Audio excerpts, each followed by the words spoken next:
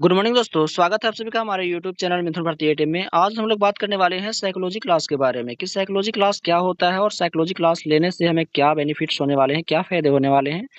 अगर आप भी कोई डायरेक्ट सेलिंग कंपनी में काम करने के लिए गए हैं तो कंपनी में आपको साइकोलॉजी के बारे में बताया जाता होगा और साइकोलॉजी क्लास के पूरी जानकारी को आज इस वीडियो में जानने वाले हैं। तो वीडियो को शुरू से अंत तक देखें ताकि आपको साइकोलॉजी क्लास की सभी जानकारियां समझ में आ जाए। चलिए शुरू करते हैं और साइकोलॉजी के बारे में जानते हैं। तो साइकोलॉजी साइकोलॉजी पॉइंट है यहाँ पे, तो इसका परिभाषा भी जान लेते हैं। किसी व्यक्ति का चेहरे को देखकर उसके मन में चल रहे विचारों को जान लेना साइकोलॉजी कहलाता है। साइकोलॉजी किसे कहते हैं? किसी व्यक्ति का चेहरे को देखकर उसके मन में चल रहे विचारों को जान लेना। यानी कि जो भी व्यक्ति आपके सामने खड़ा है या बैठा है, चाहे वो आपका गेस्ट ही नया क्यों ना आया हो, उसे ही मान लीजिए, वो ही अगर आपके सामने है तो उसके चेहरे को आप देख रहे हैं कि उसके मन में क्या चल रहा है, क्या सोच रहा है। तो आपको लगता होगा कि वो बंदा सोच रहा है कि काम क्या है, ऐसा-वैसा, तो आप उसके बारे में बता देते होंगे। तो यही है हमारा साइकोलॉजी। उसके चेहरे को देखे और उसके मन में चल रहे विचारों को हम बता दिए, तो वही हमारा हो गया साइकोलॉजी। जैसे कि टीचर भी समझ जाता है बच्चे को देखकर कि बच्चा आज होमवर्क बना के नहीं आए हैं, तो उसके हाव-भाव को देखकर, चेहरे को देखकर ये समझ जाते हैं। उसी प्रकार डॉक्टर भी होते हैं, टीटीई भी होते हैं। टीटी कहने का मतलब है कि आज जब भी आप रेलवे स्टेशन में जाते होंगे, अगर आपके पास टिकट नहीं होता होगा, तो उस समय आप घबराए रहते होंगे, तो ऐसे में टीटी आपको देखकर समझ जाता है और आप ही को पकड़ता है क्योंकि आपके पास टिकट नहीं है। तो ऐसे में हर मतलब हर व्यक्ति आज के दौर में साइकोलॉजी का इस्तेमाल करता है और साइकोलॉजी का इस्तेमाल करना चाहिए क्योंकि साइकोलॉजी का इस्तेमाल करने से आप उसके बारे में पूरी जानकारियाँ हासिल भी कर सकते हैं। तो यही होता है साइकोलॉजी कि किसी व्यक्ति के चेहरे को देखकर उसके मन में चल रहे विचारों को जान लेना साइकोलॉजी कहलाता है। साइकोलॉजी 2 शब्दों से मिलकर बना है। पहला है हमारा साइको, दूसरा है लॉजी और साइको और लॉजी को मिलाकर बनता है हमारा मनोविज्ञान। अच्छे तरीके से समझ गए कि साइकोलॉजी क्या होता है और साइकोलॉजी 2 शब्दों से मिलकर बना बना है साइको प्लस लॉजी। साइको मतलब मन और लॉजी मतलब विज्ञान। साइको का मतलब समझ लीजिए, यहाँ पर साइको का मतलब होता है मन और लॉजी का मतलब होता है विज्ञान। और मन मन विज्ञान का मतलब हो गया यहाँ पे मनोविज्ञान। और यहाँ बात करते हैं अगला पॉइंट की। तो साइकोलॉजी क्लास में 4 टॉपिक पर बात किया जाता है। पहला है मौका, दूसरा है सोच, तीसरा है विश्वास, चौथा है रेशियो। साइकोलॉजी क्लास में कितने टॉपिक पर बात किया जाता है? 4 टॉपिक पर। मौका, सोच, विश्वास, रेशियो। क्या होता है मौका, इसके बारे में भी जान लेते हैं। मौका मौका का परिभाषा भी यहाँ पे है कि किसी व्यक्ति का जीवन में आया हुआ वह सुनहरा पल जिसे पहचान कर वह अपनी आर्थिक स्थिति को बदल कर रख दे, उसे मौका कहते हैं। यानी कि ऐसा व्यक्ति, चाहे वो आप ही ग्लेज या फिर कोई भी कंपनी में गए हो काम करने के लिए, किसी भी डायरेक्ट सेलिंग कंपनी में गए हो, तो वहाँ पर अगर आप काम करने के लिए आए हैं, तो वहाँ पर आपको दिखाई दे रहा होगा, बताया जाता होगा कि यहाँ पर काम कर लो, आपका जीवन सुधर जाएगा, आपका आपका सपना पूरा होगा, आप अपने घर वाले के सपने पूरे कर कर लेंगे। तो ऐसा आपको एक मौका मिलता है, तो मौका को पहचानेंगे तो आप एक अच्छे व्यक्ति बनेंगे, अमीर व्यक्ति बनेंगे, आप अपने सपने को पूरा कर पा लेंगे, अपने घर वाले के सपने को पूरा कर पा लेंगे। अब मान के चलिए महेंद्र सिंह धोनी अगर रेलवे स्टेशन में टीटी की नौकरी नहीं छोड़ता तो आज इंडिया का नंबर 1 क्रिकेटर नहीं बनता। आज महेंद्र सिंह धोनी को इतने लोग जानते हैं, लेकिन जब वो टीटी था तब तक उसको कोई नहीं जानता था, लेकिन क्रिकेटर बना तो उसको बहुत सारे लोग जानते हैं। विराट कोहली, ऐसे बहुत सारे महान-महान लोग हैं जो अपने आर्थिक स्थिति को, यानी कि वे कैसे थे, नहीं थे, उसको छोड़कर, पीछे छोड़कर, उनको अनदेखा कर कर आगे बढ़े और अपने कर्म में लगे रहे और एक सुनहरे अवसर की तलाश में निकल पड़े। और मान के चलिए अगर वहाँ पर आप गए हैं, आप उसे पहचान लेंगे कि हाँ, हम इस काम को करके आगे अपने भविष्य को सुधार सकते हैं। तो ये था आपका मौका। ये इस मौके को अगर पहचान कर आप काम करने लगेंगे तो आपका जीवन में बहुत अच्छा खुशहाल आएगा। तो यही है मौका कि किसी व्यक्ति के जीवन में आया हुआ वह सुनहरा पल जिसे पहचान कर व्यक्ति अपना आर्थिक स्थिति को बदल कर रख दे, उसे मौका कहते हैं। वो आप भी हो सकते हैं, आप अपनी ज़िंदगी को बदल सकते हैं। जिस भी आप कंपनी में काम करने के लिए गए हैं, उस मौके को पहचानिए और काम करने में मन लगाइए। दूसरी बात करते हैं सोच की। सोच क्या होता है ये भी जान लेते हैं। सोच का परिभाषा भी है, किसी व्यक्ति, वस्तु या स्थान को देखकर जो हमारे मन में विचारधारा उत्पन्न होता है उसे सोच कहते हैं। सच लिखा लेकिन सोच है यहाँ पे, सोच कहते हैं। जैसे बड़ा बंगला, महँगी गाड़ी, ताजमहल। यानी कि ताजमहल की बात करते हैं तो ताजमहल जब तक किसी के दिमाग में नहीं चला होगा कि हम ऐसा ताजमहल बनाते, तब तक आपसे भी कोई सवाल करता होगा जब भी कोई डायरेक्ट सेलिंग कंपनी में जाते हो काम करने के लिए तब कि ताजमहल सबसे पहले कहाँ बना? तो ताजमहल सबसे पहले आप बोलेंगे कि आगरा में बना, लेकिन आगरा में नहीं बना, सबसे पहले शाहजहाँ के सोच में बना, तब जाके आगरा में तब्दील किया गया, बनाया गया। तो सोच में सबसे बड़ी ताकत है। सबसे पहले आपको सोचना होगा कि हाँ, हमारे पास भी ऐसी गाड़ियाँ होंगी, ऐसे नौकर होंगे या फिर ऐसा बंगला होगा। तो ये कहाँ उत्पन्न होता है? सोच में होता है। और सोच का परिभाषा है किसी व्यक्ति, वस्तु या स्थान को देखकर जो हमारे मन में विचारधारा उत्पन्न होता है, उसे सोच कहते हैं। जैसे कि किसी बुलेट या कोई भी, अगर आपका फेवरेट बाइक हो, फेवरेट फ़ोन हो, फेवरेट घर हो, बंगला हो, तो उसे देखकर लगता होगा कि काश ये मेरे पास भी होता, तो वही होता है सोच। तो सोच में बहुत बड़ी ताकत होती है। आप जितना सोचेंगे उतना आपको मिलेगा, उतना नहीं लेकिन आधा ज़रूर मिलेगा, लेकिन सोचिए। और तीसरा पॉइंट है हमारा विश्वास। विश्वास की बात करें तो विश्वास का परिभाषा है किसी व्यक्ति, वस्तु या स्थान को देखकर जो हमारे मन में श्रद्धा भाव उत्पन्न होता है, उसे विश्वास कहते हैं। विश्वास का परिभाषा यही है, जैसे कि माँ-बाप, शिक्षक, यानी कि माँ-बाप के प्रति हमारा इतना विश्वास है, भरोसा है कि हम उसे माँ-बाप ही बोलेंगे। अगर कोई व्यक्ति आया और बोल देता है हमें कि ये तुम्हारे माँ-बाप नहीं है, तुम्हारे माता-पिता नहीं है, तो क्या है, हमारे प्रति विश्रद्धा भाव है। मन में इतना भरोसा है, 100% से ज़्यादा भरोसा है कि ये हमारे माँ-बाप ही है। लेकिन जब भी कोई व्यक्ति डायरेक्ट सेलिंग कंपनी में काम करने के लिए जाता जाता है, तो उसको विश्वास नहीं होता कि ट्रेनिंग लेने से भी पैसे आते हैं और मीटिंग लेने से भी पैसे आते हैं। कंपनी में अगर काम नहीं होता है, तो पैसे कहाँ से आते हैं? तो ये विश्वास नहीं होता है, पैसा कहाँ से आता है, नहीं आता है, इसके बारे में नहीं सोचना है। सिर्फ़ विश्वास करना है कंपनी के ऊपर, अपने अप्लायंस के ऊपर, और आगे काम को बढ़ाना है और अपने अप्लायंस के साथ काम करके अपना भी प्रमोशन लेना है, अपने अप्लायंस का भी प्रमोशन दिलवाना है। तो विश्वास में सबसे बड़ी ताकत ये होती है कि आप अपना प्रमोशन लेंगे, आप अपने घरवाले के सपने को पूरा कर पाएँगे, क्योंकि विश्वास करेंगे तभी आप आगे बढ़ सकते हैं। तो कहीं भी आप गए हैं काम करने के लिए, चाहे वो कोई भी डायरेक्ट सेलिंग कंपनी हो, तो सबसे पहले कंपनी के ऊपर, प्रोडक्ट के ऊपर, कंपनी क्या है, नहीं है, उसके बारे में जानकारी अच्छे तरीके से ले लें, तब तक लें जब तक आपको विश्वास नहीं हो जाता है। और तब तक किसी को अप्रोच ना करें, इनवाइट ना करें तब तक, जब तक आपको विश्वास ना हो, और तब जाके आप आगे बढ़ पाएँगे, क्योंकि जब तक आपके मन में दुविधा रहेगी, तब तक आप आगे नहीं बढ़ सकते हैं। तो विश्वास करना होगा और विश्वास करके अपने अप्लायंस का साथ देना होगा। रेशियो की बात करें तो रेशियो क्या होता है, ये भी जान लेते हैं। रेशियो का परिभाषा है किसी वस्तु का अनुमान लगाकर अनुपात में बदल देना रेशियो कहलाता है। मान के चलिए कि आपके सामने एक बोरा है, बोरा में चावल रखा है, लेकिन उससे कुछ चावल निकाला गया है, लेकिन फिर भी आप अनुमान लगा लेते हैं कि उसमें इतना किलो चावल है, तो इसी को बोलते हैं रेशियो। उसी प्रकार से अगर बात करें डॉक्टर अब्दुल कलाम द्वारा निकाला गया लोगों का रेशियो, डॉक्टर अब्दुल कलाम थे, वो लोगों का रेशियो निकाले हैं अनुमान के तौर पर कि 1920 ईस्वी में जो व्यक्ति 1 रुपया कमाता था, वो अपनी ज़िंदगी को अच्छे से जीता था, अपने घरवाले के खर्च को पूरा कर पाता था। और वहीं 20-20 साल का रेशियो है, 20-20 साल का अंतराल है। और 1940 की बात करें तो 1920 से कितना, 1940, 1940 की बात करें तो 1940 में जो व्यक्ति 10 रुपये कमाता था, उसके जीवन में खुशहाली थी और अपनी ज़िंदगी को अच्छे से जी रहा था, अपने घरवाले को अच्छे से चला रहा था। 1960 की बात करें तो जो व्यक्ति 100 रुपये कमाता था, वो अपना अच्छा खासा जीवन जी रहा था। 1980 की बात करें तो 1980 में जो व्यक्ति 1000 रुपये कमाता था, वो अपने जीवन अच्छे से जी रहा था, अपने घर वाले के खर्चे को पूरा करता था, अपने खर्चे को पूरा करता था। वहीं 2000 की बात करें तो 2000 ईस्वी में जो व्यक्ति 1000 रुपये कमाता था, वो अपने खर्च को, अपने घर वाले के खर्च को, अपने बेटे की पढ़ाई, अपने जितने भी भाई बहन के खर्चे होते हैं, वो सभी खर्चे निकाल लेता था 2000 ईस्वी में जो व्यक्ति 1000 रुपये कमाता था। लेकिन अभी 2024 चल रहा है और इस ईस्वी क्या है हमारा, 20 साल का अंतराल लेते हैं तो यहाँ पर आता है 2020। तो 2020 में जो व्यक्ति 1,00,000 रुपये कमाएगा, वही अपने सपने को पूरा कर पाएगा, अपने घर वाले के सपने को पूरा कर पाएगा, अपने खर्चे उठा पाएगा, घर के खर्चे उठा पाएगा। तो आपको रेशियो के अनुसार अगर चलना है, तो आपको जो भी डायरेक्ट सेलिंग कंपनी में काम करने के लिए गए हैं, अगर वहाँ आप दिल लगाकर 1 साल, 1.5 साल मेहनत कर देते हैं, तो आप अपने सपने को छोड़िए, अपने घर वाले के सभी के सपने को पूरा कर पाएँगे। बशर्ते आपको इस रेशियो के अनुसार काम करना होगा। और रेशियो के काम करने का मतलब है आप वहीं पर काम करें जहाँ आप जिस भी डायरेक्ट सेलिंग कंपनी में गए हैं। तो आपको अभी के दौर में, अभी के ज़माने में कितना कमाने का ज़रूरत है? 1,00,000 रुपया। 1,00,000 रुपया नहीं भी कमा पाएँगे तो 50,000 तो मैक्सिमम आपको कमाना चाहिए, अपने खर्च को पूरा करने के लिए, घर वाले खर्च को पूरा करने के लिए, अपने सपनों को पूरा करने के लिए। तो ये था हमारा डायरेक्ट सेलिंग कंपनियों का ख़ासियत, जो कि इस रेशियो से पता चलता है कि हम डायरेक्ट सेलिंग कंपनी से क्या कर सकते हैं काम करके।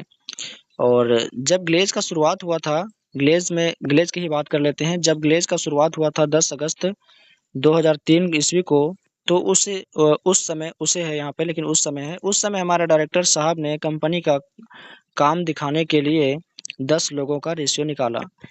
ग्लेज का यहाँ उदाहरण के तौर पर हम लेते हैं। ग्लेज भी एक डायरेक्ट सेलिंग कंपनी है जहाँ पर लाखों लोग अभी काम में अग्रसर हैं, आगे बढ़ रहे हैं और अभी तक आगे ही बढ़ता जा रहा है।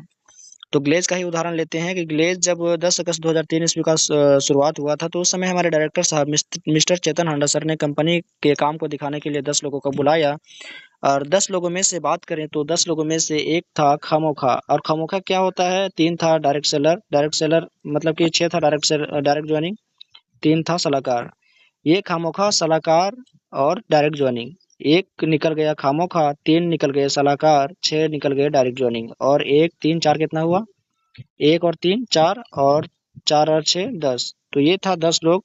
और 10 लोगों में से 1 आदमी निकल गया खामोखा, 3 आदमी निकल गया सलाहकार, 6 आदमी निकल गया डायरेक्ट ज्वाइनिंग। और खामोखा, सलाहकार, डायरेक्ट ज्वाइनिंग क्या होता है अभी हम जानेंगे, तो वीडियो पर बने रहें। बात करते हैं खामोखा के बारे में कि खामोखा क्या होता है। जब डायरेक्टर साहब ने 10 लोगों को बुलाया तो एक आदमी खामोखा। खामोखा कैसे बोलते हैं? खामोखा खामोखा किसे बोलते हैं ये भी जान लेते हैं कि बड़े से बड़े तथा अच्छे से अच्छे कामों में जो व्यक्ति अपने जो इंसान, व्यक्ति भी बोल सकते हैं, इंसान भी बोल सकते हैं, जो इंसान छोटी-छोटी गलतियाँ निकालता है उसे खामोखा कहते हैं। जैसे कि रसगुल्ला छोटा है, सब्जी में नमक कम है, ऐसे व्यक्ति को बोलते हैं खामोखा। यानी कि खाने के बाद, पीने के बाद ऐसा बोलना लोगों की गलती होती है लेकिन लोग बोल देते हैं, तो इन्हीं लोगों को बोला जाता है खामोखा। जैसे कि मान के चलिए कि हमारे डायरेक्टर साहब मिस्टर चेतन हांडा सर जब ग्लेज का शुरुआत किए थे तो उस समय ग्लेज के बारे में बताए होंगे कि हमारे कंपनी में काम करेंगे तो आपको नॉमिनी फैसिलिटी मिलेगी। आप अगर आपको कुछ हो भी जाता है तो आपके बाल बच्चे के पास पैसा जाता रहेगा। तो ऐसे में आपका लेवल भी जितना रहेगा उतना आपका बच्चे का भी लेवल रहेगा। तो ये सभी फैसिलिटी बताया जाता होगा और काम करने का जो घंटा है वो, जो लिमिट है वो उसको भी बताया जाता होगा कि इस कंपनी में काम करने से आपको क्या फ़ायदा है। और इन सभी बातों को नज़रअंदाज करते हुए जब खामोखा बोलता है कि हम आपके कंपनी में जाएँगे और उसको देखेंगे तब आपको बताएँगे कि ये हम काम करेंगे या नहीं। तो जब खामोखा उस कंपनी में जाता है तो कंपनी में जाने के बाद जब रूम देखता है तो रूम बोलता है कि रूम तो छोटा है, हम इसमें नहीं रह सकते हैं। इसमें पंखा नहीं है, खाने के लिए अच्छे से सुविधा नहीं है, बैठने के लिए जगह नहीं है। तो ऐसे में रूम से रिलेटेड उसको बहुत ही दिक्कत हो रही थी। लेकिन कोई व्यक्ति चाहे तो कहीं भी काम करके अपना ज़िंदगी में सुनहरा पल ला सकता है, सुनहरा अवसर ला सकता है। तो ऐसे में जो व्यक्ति छोटे से छोटे तथा अच्छे से अच्छे कामों में, बड़े से बड़े कामों में जो व्यक्ति से कमियाँ निकालता है, उसी को बोलते हैं खामोखा। तो खामोखा जो व्यक्ति किसी कंपनी की बुराई करे या उसके बारे में गलत-सलत बोल दे, तो उस आदमी को उस कंपनी में रखने से कोई फ़ायदा होने वाला नहीं है। तो ऐसे में हमारे डायरेक्टर साहब ने इस व्यक्ति को कंपनी से निकाल दिया और कंपनी से निकालने के बाद हमारे पास कितने व्यक्ति बचे? हमारे पास 9 व्यक्ति बने। 9 व्यक्ति बचे। 9 व्यक्ति में से 3 व्यक्ति की बात करें सलाहकार के बारे में, तो सलाहकार का भी परिभाषा देख लेते हैं यहाँ पे। जो इंसान अपने ऊपर निर्भर ना रहकर किसी दूसरे इंसान के ऊपर निर्भर रहता है, उसे सलाहकार कहते हैं। सलाहकार कहने का मतलब है कि मान के चलिए एक राम होता है, एक गाँव के लड़के भी होते हैं कि गाँव वाले जो भी लड़के किसी की संगत में रहते हैं, गाँव वाले बोलेंगे वहाँ जाना है तो जाना है, नहीं बोलेंगे तो नहीं जाना है। ग्लेज़ के लड़के भी जाएँगे जब ग्लेज़ में काम करने के लिए तो वहाँ पर पूछते हैं किसी से। ग्लेज़ में जाने के बाद लोग फ़ोन करके पूछते हैं कि ये ग्लेज़ कंपनी जो है वो सही है या गलत है? तो ऐसे में इसी इंसान को बोलते हैं सलाहकार। और जैसे कि राम की बात करें तो राम अपनी पत्नी के ऊपर निर्भर रहता है और पत्नी के ऊपर निर्भर रहने के बावजूद वो जाता है काम देखने के राम जाता है काम देखने के लिए, श्याम भी जाता है और मोहन भी जाता है। राम, श्याम, मोहन ये तीनों का उदाहरण लेते हैं। राम जो रहता है वो पत्नी के ऊपर निर्भर रहता है, श्याम जो रहता है पिता के ऊपर निर्भर रहता है, मोहन जो रहता है दोस्त के ऊपर निर्भर रहता है। तो ये तीनों लोग काम करने के लिए जाते हैं, काम करने के लिए मतलब काम देखने के लिए जाते हैं वहाँ पे। तो काम देखने के बाद ये बोलते हैं काम तो सब बढ़िया है, ठीक-ठाक है, लेकिन हमें घर जाना होगा, घर जाके पैसे भी लाना होगा क्योंकि ग्लेज़ में काम करने के लिए या कोई भी डायरेक्ट सेलिंग कंपनी में काम करने के लिए आपको कुछ पैसे खर्च करने होते हैं आपके अ, खाने-पीने के लिए और आपके आईडी के लिए। तो ऐसे में सलाहकार लोग जो होते हैं राम, श्याम, मोहन ये लोग बोलते हैं कि हम लोग घर जाएँगे और घर जाके पैसे लाएँगे तब काम करेंगे, काम में लगेंगे। तो राम जो होता है घर जाता है, घर जाने के बाद पत्नी जो बोलती है मेरा भाई जो वहाँ पे गया है और काम को छोड़ के आ चुका है। तो ऐसे में राम जो है बिना देखे, बिना काम किए, बिना सोचे वो पत्नी के बहकावे में आ जाता है, पत्नी के प्यार में, लुभावे में आ जाता है और राम जो होता है काम करने के लिए नहीं जा पाता है। उसी प्रकार से श्याम की बात करें तो श्याम पिता पर निर्भर रहता है और पिता को बोलता है, पिताजी कि मैं एक काम देख कर आया हूँ, मुझे 10,000 रुपए की ज़रूरत है, मुझे दीजिए। कि 10,000 देने से हमें 15,000 20,000 महीना मिलेगा और हमारा नॉमिनी फैसिलिटी भी मिलता है वहाँ पे। तो ऐसे-ऐसे पिताजी को बता रहा था, लेकिन पिताजी बोल देता है उसको फटकार के कि मेरे बाल ऐसे नहीं पके हैं, दुनिया भर भटका हूँ तब जाके यहाँ पे अटका हूँ, यानी कि घर में रहा है। तो श्याम के पिता भी श्याम को पैसा देने से मना कर देते हैं और श्याम भी नहीं जा पाता है। और मोहन की बात करें तो मोहन अपने दोस्त के ऊपर निर्भर रहता है। मोहन का दोस्त जो रहता है लफंगा रहता है, इधर-उधर लड़केबाजी करने में लगा रहता है। तो ऐसे में ग्लेज़ में या कोई भी डायरेक्ट सेलिंग कंपनी में अगर आप दोस्त के माध्यम से जाएँगे या दोस्त के भरोसे रहेंगे कि दोस्त हमारा बोलेगा तब जाएँगे, तो ऐसे में आप काम करने में कभी भी सक्षम नहीं हो पाएँगे, आगे नहीं बढ़ पाएँगे। तो ये 3 लोग जो हैं काम करने के लिए नहीं जा पाए। तो अभी आपको बता दें क्या राम का पत्नी जो थी वो ग्लेज़ के बारे में जानती थी? ग्लेज़ का क्या डायरेक्टर थी? नहीं थी। श्याम के पिताजी क्या डायरेक्टर थे? नहीं थे। ग्लेज़ के बारे में कोई जानकारी नहीं थी। ना पत्नी के पास था, ना पिता के पास था, ना दोस्त के पास था। तो कोई भी जानकारी नहीं होने के कारण वो काम को गलत-सलत बोलेंगे ही। तो ऐसे इंसान जो इंसान दूसरे के ऊपर निर्भर रहते हैं, तो ऐसे इंसान को बोलते हैं सलाहकार। तो 3 व्यक्ति भी कंपनी में काम नहीं कर पाए और काम को नहीं कर पाने की वजह से ये लोग भी निकल गए। तो 1 निकल गए, 3 निकल गए, टोटल आदमी 4 निकल गए। अभी बात करते हैं 6 डायरेक्ट जॉइनिंग की। तो डायरेक्ट जॉइनिंग किसे कहते हैं? जो इंसान अपने ऊपर निर्भर रहता है और अपना काम खुद करता है, उसे डायरेक्ट जॉइनिंग कहते हैं। ऐसे व्यक्ति जो अपने ऊपर निर्भर रहते हैं कि कोई भी काम करेंगे, खुद करेंगे, हम किसी के बहकावे में नहीं आएँगे। जो करना है हमें खुद ही करना है। कि कोई कहेगा तो हम करेंगे और कोई कहेगा तो नहीं करेंगे, ऐसा नहीं है। तो ऐसे जो इंसान अपने ऊपर निर्भर रहते हैं और अपना काम खुद करते हैं, तो ऐसे इंसान को बोलते हैं डायरेक्ट जॉइनिंग। जैसे कि मैं, आप, हमारे सीनियर, जैसे कि मैं अभी काम कर रहा हूँ ग्लेज़ ट्रेडिंग इंडिया प्राइवेट लिमिटेड में और हमारे सीनियर भी काम कर रहे हैं। अगर आप भी आए हैं काम करने के लिए, तो आप भी डायरेक्ट जॉइनिंग कराएँ और उन 6 व्यक्तियों में से आप भी एक हैं और हमारे में से भी एक हैं। तो इन्हीं को बोलते हैं डायरेक्ट जॉइनिंग। जो डायरेक्ट जॉइनिंग होते हैं वो खुद पर निर्भर रहते हैं। जैसे कि आप भी अगर ग्लेज़ में आए हैं, अगर आप इस वीडियो को देख रहे हैं तो आपको ऐसा लगता होगा कि ग्लेज़ क्या है, नहीं है। तो ऐसे में आपको कोई घबराने की ज़रूरत नहीं है। कोई भी अगर डायरेक्ट सेलिंग हो, चाहे वो सेफसेप हो, ग्लेज़ हो, मोदी केयर हो, वेस्टीज हो, ऐसे बहुत सारे डायरेक्ट सेलिंग कंपनियाँ हैं। उसके बारे में पहले जानकारी लीजिए कि क्या है, नहीं है, प्रोडक्ट क्या है, किस प्रकार से कंपनी में पैसा मिलता है। तो इन सभी के बारे में जानकारियाँ ले लें, तभी आप आगे काम शुरू करें। और यही था हमारा डायरेक्ट जॉइनिंग और आप भी एक डायरेक्ट जॉइनिंग में से एक हैं, डायरेक्ट जॉइनर हैं। और आगे बढ़ते हैं, पैरामीटर की बात करते हैं। पैरामीटर एक काल्पनिक रस्सी के समान होता है जो हमारे सोच को तोड़ने और जोड़ने का काम करता है। जैसे कि माँ अपने बेटे से कहती है, जहाज में बड़े लोग बैठते हैं। जैसे कि पैरामीटर जो होता है एक काल्पनिक रस्सी की तरह होता है। काल्पनिक रस्सी कहने का मतलब है पैरामीटर को कोई भी नहीं दे सकता, वो हमारे अंदर रहता है, हमारे सोच में रहता है। वो सोच को जोड़ता भी है, तोड़ता भी है। कैसे जोड़ता है? कि एक माँ होती है जो कि मेरा देख के जा रहे होते हैं अपने घर के लिए, माँ और एक बच्चा, छोटा बच्चा। तो बच्चा जो होता है वो ऊपर में उड़ रहे जहाज को देखकर बोलता है कि माँ मैं भी इस जहाज में बैठूँगा। तो माँ जो होती है उस बच्चे को मारती है एक थप्पड़ और बोलती है इसमें बड़े-बड़े लोग बैठते हैं। तो ऐसा करना माँ के लिए बहुत ही गलत था, क्योंकि माँ अगर बोलती कि हाँ बेटा तुम भी बैठ सकते हो, तुम जब कमाओगे ज़्यादा पैसा तो तुम इसमें बैठ सकते हो। तो ऐसे उसमें उत्साह पैदा करता बच्चे में, तो माँ पैदा करती है, उत्साह पैदा पैदा करती है माँ बच्चे के अंदर, तो वो बच्चा आज वो उस जहाज में भी बैठता और हो सकता है जहाज को खरीद भी लेता, अपने नाम भी कर लेता।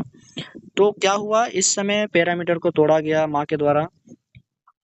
अगर वो चाहती माँ तो उस बच्चे को ये उत्साह भी उसके अंदर उत्साह भी पैदा कर सकती थी कि तुम कमाओ और इस जहाज में बैठ जाओगे। तो यही होता है हमारा पैरामीटर, जो दिखता नहीं है लेकिन जोड़ता भी है और तोड़ता भी है। और बात करें, हाथी को छोटे शिकर में बचपन में बांधा जाता है। ये कहने का मतलब है कि जब छोटा हाथी को छोटे शिकर में बांधा जाता है तो तोड़ने का प्रयास बहुत करता है लेकिन तोड़ नहीं पाता है। वही हाथी जब बड़ा हो जाता है और उसी छोटे शिकर से, पतले शिकर से बांधा जाता है उस हाथी को, तो तोड़ने का प्रयास भी नहीं करता है, क्योंकि उसके पैरामीटर को बांध दिया जाता है, उसके सोच को बांध दिया जाता है, जिसकी वजह से वो तोड़ने का भी प्रयास नहीं करता है और वो किसी दूसरे आदमी के इशारे पर चलता है, एक छोटे आदिमानव के इशारे पे चलता है, क्योंकि उसके पैरामीटर को, उसके सोच को बाँधा जाता है, उसके सोच को कम किया जाता है।